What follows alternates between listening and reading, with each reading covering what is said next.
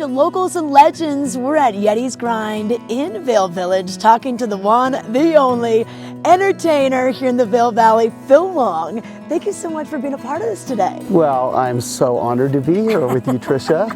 Well, good to have you here. Once again, we're at the Vail Village location of Yeti's Grind. What's your choice? What do you like to get when you come here? I'm a black coffee guy, and they have the best coffee in town, and I also love their panini. I like that turkey and avocado panini, and they have a great little croissant in the morning too, which I like, and I visit them often in Eagle. Okay, all right, yeah, so he knows the drill. He knows why we're here. But we want to talk a little bit about your career. You've been playing in the Vail Valley opera ski music for how many decades now? About 37 years. Oh so that's, yeah, a long time. Yeah. I'm an old man. And you're from the Denver area. I'm from Broomfield. You knew about, the mountains and skiing and everything, but what made you decide to go into this line of music? I think the decision was made for me. Yeah. I never really decided. I just told my parents when I graduated from college that I just wanted to try music. And my dad said, okay, well, make sure you have your health insurance. And so, I mean, literally, and I'm not figuratively, literally, I felt like after 20 years, I was still doing it. And then I was still doing it, and I was still doing it. Well, and après ski is such a part of the day here. It's such a part of people's trips and the atmosphere. I mean, the skiing's great. We've got wonderful mountains, but when you can come and hang with your friends, talk about your day over a beer, some nachos, sing along to some tunes, and I think that's where you really set yourself apart is you're so interactive with the crowd. And why do you feel that that's important? Well, I think probably, to be honest with you, I was not a very strong player when I started. I felt like I was behind the game. There was so many good players when I started here in the late 80s or the mid 80s. And I just wanted to be a really great salesman. I wanted to get to know people, and I wanted them to like me. And so I think that I realized that was an important piece of the puzzle.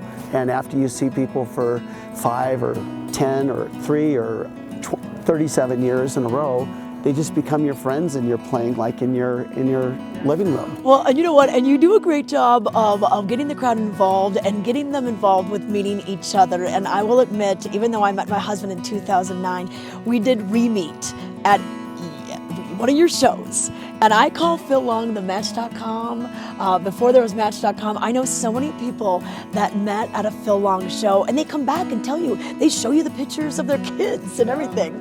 Well, in the old days at the Red Lion, I probably introduced 50 couples who got married. Yeah. Probably. Yeah. No, I believe it. So, yeah, I'm very proud of that.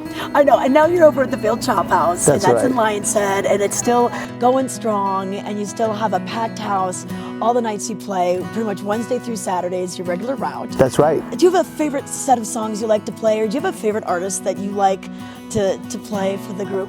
I really don't. The most fun thing is to play things that people ask for, that you know that they want to hear, and that becomes my favorite for that moment. And occasionally I get to do something that's I haven't done in a while. People will say, can you play whatever, Dave Mason, and I'm like, oh yeah, haven't played the song in a long time. And so that becomes kind of a fun part of my night for them to pick out something, and I go, oh yeah, I know that song, and yeah. Well, have you met any famous people while you've had this? Besides you? Oh my gosh, I don't know. You're pretty top of the line. I've met so many. I mean, everybody from Lennox Lewis to, I don't know, Joe Walsh to Lennox, who else? OJ. Yeah.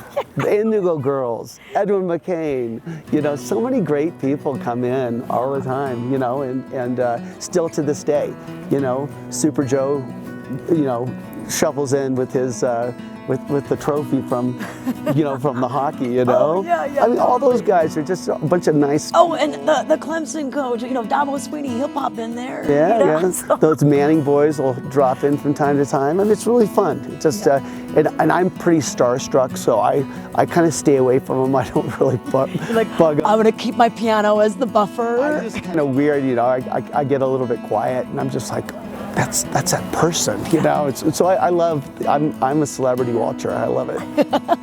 Okay, perfect. Do you have any advice for your younger self? Like, knowing what you know now, what kind of advice would you give yourself? Well, in career, I'd say take chances early because you don't have anything to lose, you know, because, you know, I certainly spent a lot of my 40s and 50s taking big chances, and it's a little scarier.